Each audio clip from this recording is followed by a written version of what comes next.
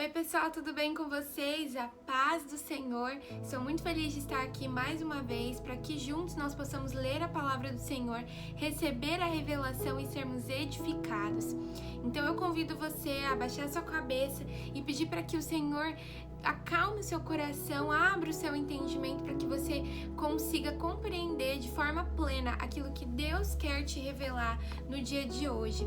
Senhor, obrigada, Senhor, pela Tua palavra. Tua palavra, ela é mais preciosa do que o ouro e do que a prata. Ela traz sabedoria, a Tua palavra traz vida, traz libertação. Senhor amado, que tudo que nós iremos ouvir hoje da Tua palavra, Pai, através da minha vida, Pai, que seja, Senhor, como uma semente plantada num coração fértil para gerar bons frutos, Pai. Eu te peço e te agradeço em Teu nome. Amém.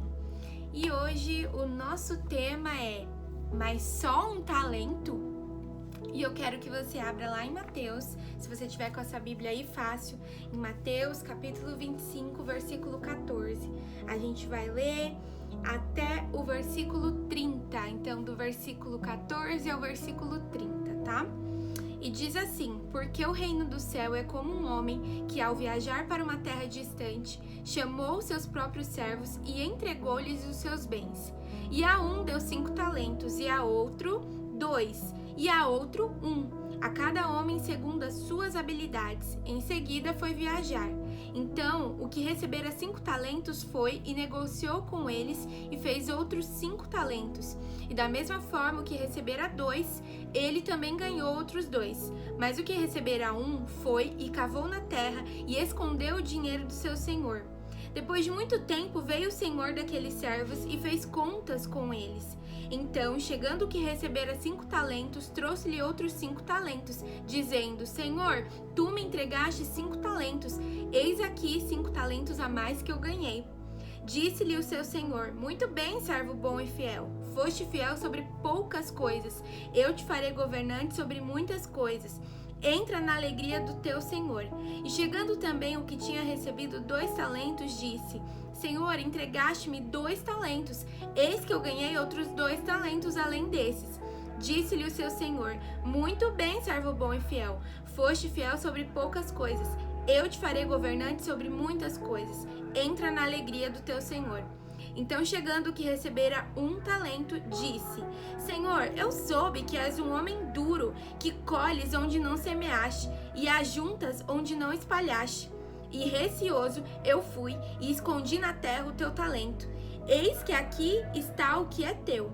Respondendo seu senhor, disse-lhe: servo perverso e preguiçoso. Tu sabias que eu colho onde não semeei e ajunto onde eu não espalhei. Tu deverias, portanto, ter dado o meu dinheiro aos cambistas, e então, na minha vinda, teria recebido o meu com os juros. Tomai, portanto, o talento dele, e dai-o ao que tem os 10 talentos, porque a cada um que tiver será dado, e terá em abundância, mas ao que não tiver será tomado até o que ele tem. E lançai o servo inútil nas trevas exteriores, ali haverá pranto e ranger de dentes.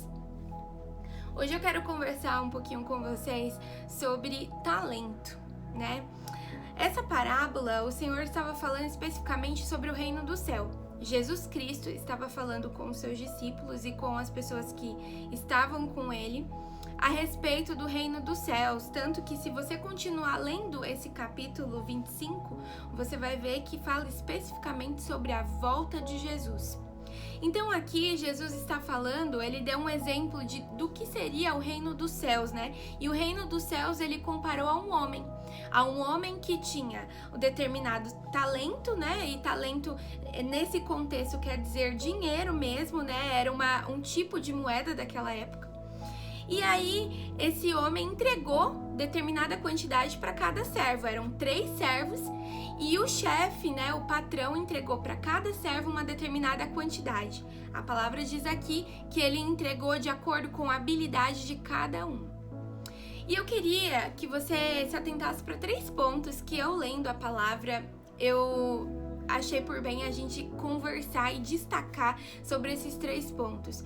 E o primeiro ponto é: quando a gente lê a palavra, diz aqui que os talentos não eram dos servos, era do Senhor, era do patrão. E na nossa vida, né, falando agora como cristãos, tudo que nós temos não é nosso. O nosso dinheiro, a nossa casa, ou se você tiver marido, esposa, se você tiver filho, se você tiver uma profissão, títulos, se você tiver, seja o que for que você tiver, nada é seu. Nem o nosso ar para respirar é nosso. Foi dado pelo Senhor.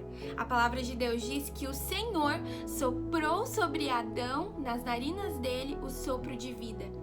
Então nem o ar é nosso, nada é nosso. Estamos aqui de passagem e o Senhor nos emprestou esse corpo que nós temos aqui.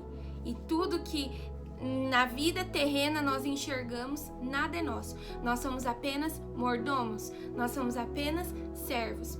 Então o primeiro ponto é: nada na nossa vida é verdadeiramente nosso. Na verdade, é um empréstimo que Deus nos dá. É uma forma que Deus vai avaliar o nosso coração e avaliar a nossa vida como um todo e aonde nós queremos depositar tudo que nós estamos adquirindo, tudo que Ele está nos dando. O que nós vamos fazer, como nós vamos administrar. E por que é importante a gente entender que tudo que Deus nos dá e tudo que nós temos aqui não é nosso? Pra gente não fixar os nossos olhos com apego a essas coisas. E apenas fixar os olhos naquilo que nós vemos, naquilo que nós temos, né? Porque senão nós vamos achar que nós não vamos prestar contas. Que nós não vamos prestar contas de tudo aquilo que o Senhor nos dá. Mas, Gênia, eu vou prestar conta do meu trabalho? Você vai prestar conta. Porque foi o Senhor que te deu. E o Senhor te dá para um propósito. O Senhor te dá a sua família para um propósito. E o que você tem feito na sua família? Como você tem sido para a sua família, né? Qual é o seu papel? O que você tem feito para o seu próximo, para os seus amigos? O Senhor te dá amigos e o que você tem feito para eles? O que você tem demonstrado para eles? E aí o segundo ponto que eu queria colocar é que, além de nós sermos servos e nada é nosso, nós precisamos entender que é o Senhor que determina aquilo que Ele vai dar para nós e de acordo com as nossas habilidades. Não é a gente que vai ficar falando: Deus, o Senhor tem que dar isso ou aquilo para nós. Mas Deus, poxa, Deus, o Senhor deu 3 talentos para uma pessoa, por que para mim você deu 2, Deus? Não cabe a nós questionar esse tipo de coisa. Então o Senhor aqui, Ele mostra que quando Ele dividiu os talentos para cada servo, aqui, logo em seguida, assim que Ele volta de viagem para prestar contas e perguntar para cada servo o que cada servo fez com aquela quantidade de dinheiro que tinha, aqui o Senhor deixa claro para os 2 servos que entregaram para Ele, falaram: olha, eu multipliquei o que você me entregou. O Senhor deixa claro que sobre o pouco você foi fiel, sobre o muito te colocarei. E é interessante porque o Senhor, Ele fala sobre o pouco, tanto para aquele que tem 5 talentos e multiplicou por 10, multiplicou por mais 5, na verdade, né? E teve o resultado aí de 10 talentos, quanto Ele fala que ainda é pouco, aquele que tinha 2 e multiplicou por mais 2. Então, sabe o que isso quer dizer? Que para Deus não importa, tudo é pouco. Então, aos olhos do Senhor, se Ele der 5 talentos por fulano, 3 talentos por ciclano, é tudo a mesma coisa. Para Ele, a palavra de Deus diz que Ele é dono do ouro e da prata e que Ele é Senhor sobre todas as coisas. Então, nada do que nós tivermos ou fizermos, se a gente tem um talento que, meu Deus do céu, sabe aquele talento que, nossa, as pessoas ficam admiradas da forma como nós fazemos as coisas, seja lá o que for, isso não impressiona a Deus, porque o Senhor não olha como nós olhamos. Então, o fulano que tem 3 ou o fulano que tem 5, para Deus é pouco do mesmo jeito.